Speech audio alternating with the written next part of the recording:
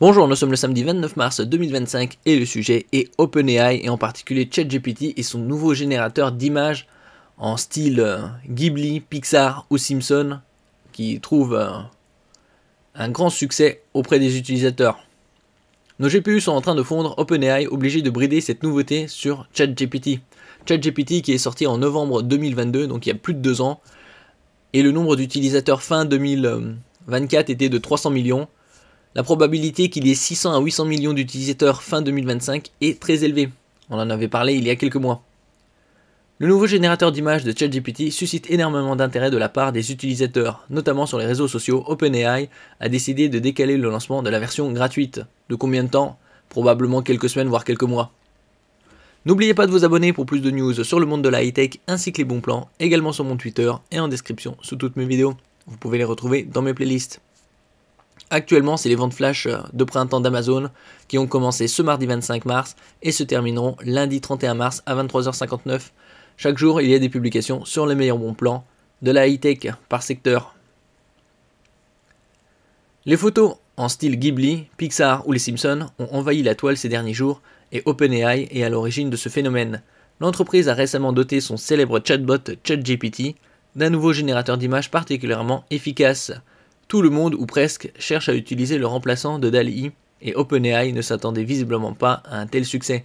Surtout avec le nombre d'utilisateurs, il faut une puissance colossale de traitement.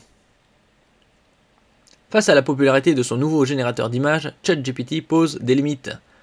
Sur la plateforme X, Twitter, Sam Altman a annoncé un retard dans le déploiement de sa nouvelle fonctionnalité de génération d'images pour les utilisateurs de la version gratuite de ChatGPT.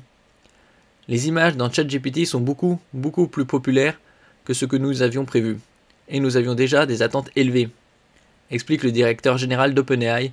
Il confirme au passage que la nouveauté arrivera plus tard que prévu dans l'offre gratuite. Ici, Sam Altman lui-même a changé son icône avatar sur X Twitter. Depuis son lancement mardi, la nouvelle fonction de génération d'images de ChatGPT connaît un succès fulgurant. Les utilisateurs se sont empressés de partager leurs créations avec une tendance particulière pour les images inspirées du style du célèbre studio Ghibli. Même Sam Altman a changé sa photo de profil comme on peut le voir ici. Si le nouveau générateur de ChatGPT a volé la vedette à l'annonce de Gemini 2.5 Pro par Google cette semaine, les serveurs d'OpenAI souffrent de cette trop forte popularité. Sur le réseau social X, Sam Altman explique que leurs GPU sont en train de fondre et cela va pousser la firme à imposer des limites.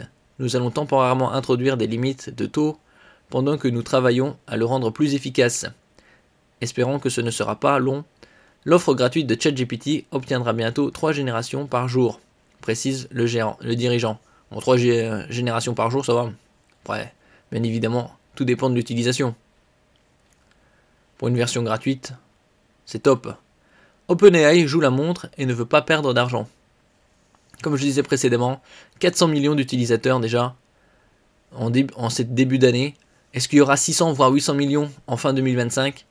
C'est très probable. On parle d'utilisateurs hebdomadaires. Ici les GPU, me asking for another Ghibli.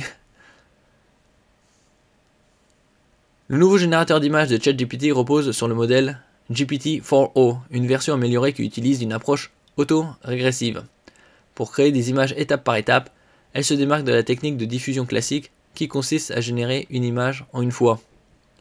En attendant, ce vif succès pourrait inciter de nouveaux utilisateurs à souscrire aux offres payantes Plus, Pro, Team pour accéder immédiatement à cette fonctionnalité très prisée.